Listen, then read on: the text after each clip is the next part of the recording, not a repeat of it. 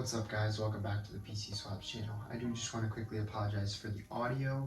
I have ordered a mic, it's being shipped right now. It's just taking a little longer than expected, but the coming videos should be much better audio quality. So today we're going to be taking a look at a $235 gaming PC. This does have a discrete graphics card, which we'll talk about a little bit later, but let's take a look at the system we have here. This is an Optiplex 990. It comes with an i5 2500, 8 gigabytes of RAM. As you can see there, each stick is 4 gigabytes.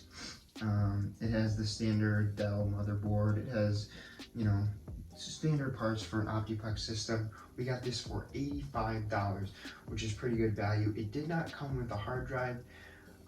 For a mini tower like this, you can expect to find it with a hard drive maybe around $100. This was just a good deal at the time without the hard drive, so we decided to go with that. We are going to be adding a 240 gigabyte A400 SSD. This isn't the best SSD because it doesn't come with DRAM, but for Windows and a few games it should be fine. This comes at $30. You can get it on Amazon or Newegg pretty easily. We have a graphics card which does not require external power, which means we do not have to switch out the power supply, which is pretty common for Optiplex systems, especially if you're putting a graphics card in that requires extra power.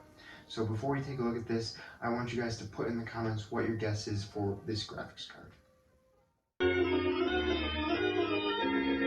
Alright, this is your last chance to go ahead and get your guesses in for what graphics card you think we're using for this $235 gaming system. Hopefully you got your guesses in. For this system, we're going to be using a Gigabyte 1650, GTX 1650. It should pair pretty nicely with this i5 2500.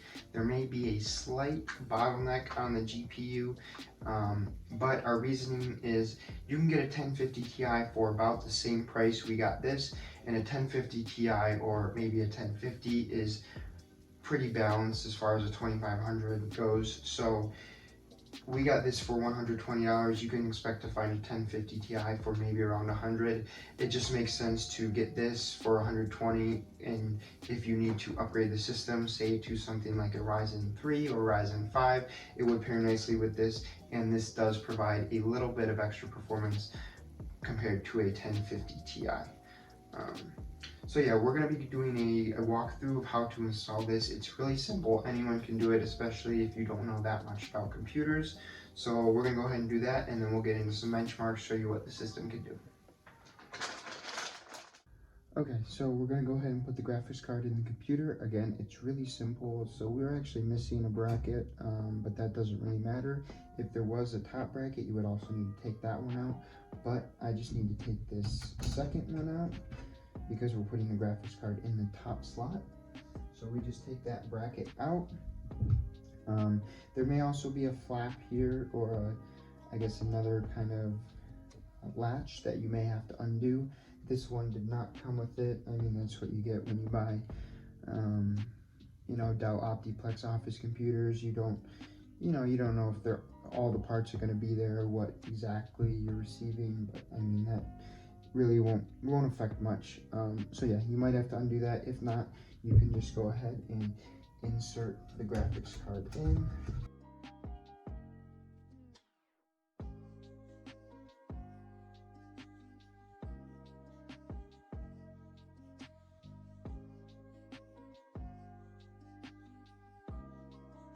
So that should be good, and we're gonna go ahead and get the SSD installed.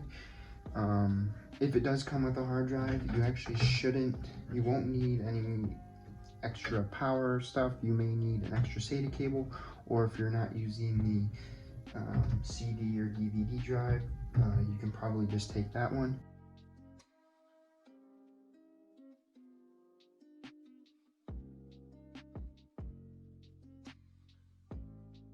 There is no 2.5 inch slots in here, so I think what we're going to do is we're just going to tape it to the bottom.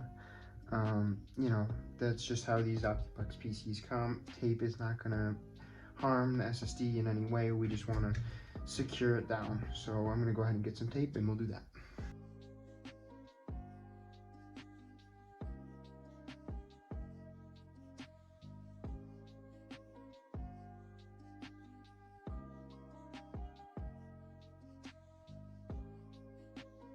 that should be good. Make sure the connectors are fully inserted. Tape is not perfect. You can get a 3.5-inch slot and then get a 3.5 to 2.5 adapter.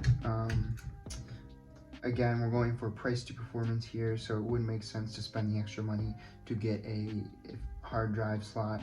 So tape works just fine. The panel for the PC is not transparent, so you won't be able to see into it unless you take the cover off. So yeah, we're gonna go ahead and put the cover back on. We'll get Windows installed, put some games on here, and we'll see how it performs.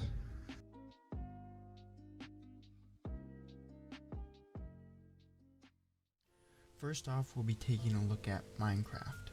We used what would be considered high settings, which includes fancy graphics, all particles, fancy clouds, and smooth lighting at maximum.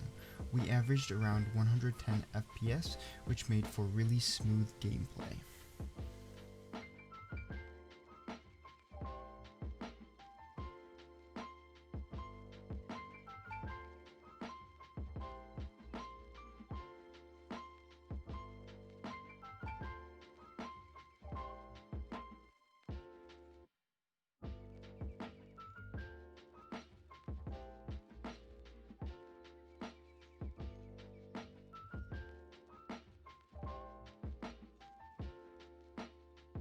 For Fortnite, we used all low settings for the smoothest possible gameplay and highest FPS. You'll likely have a little bit of wiggle room up to medium settings, but you may experience more frequent frame drops. Overall, we still averaged above 100 FPS. This recording doesn't tell the entire story here because we did have OBS recording in the background, which uses extra CPU power to encode the clips. That's why this footage may be a little choppy. You wouldn't experience that during your actual gameplay.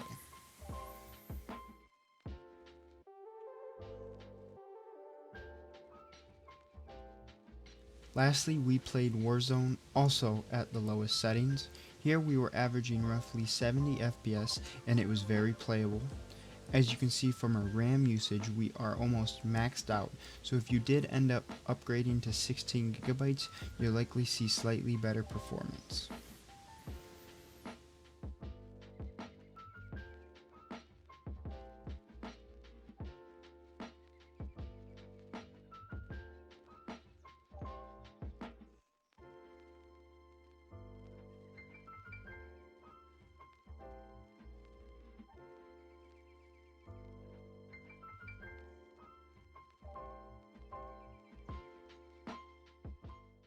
So that about sums up our video. Overall, we think this is a great option for anyone who's just looking to maybe dip their feet into gaming, doesn't have a large budget to spend on a higher end system, or doesn't want to go through the process of building a computer from scratch. It is pretty easy to just pop the graphics card in there, install an SSD, and you're ready to go. As you saw in the benchmarks, you can run popular games, stuff like that, and you can take the graphics card out, install it in a different system. It will perform better than common Ryzen APU systems at a cheaper price, which is awesome. Again, it's probably the best price to performance out there. We do actually have an SFF or small form factor build coming up, so if you're looking forward to that, be sure to subscribe, hit the notification icon, and leave likes and comments on this video as it really helps us out. Other than that, have a great rest of your day.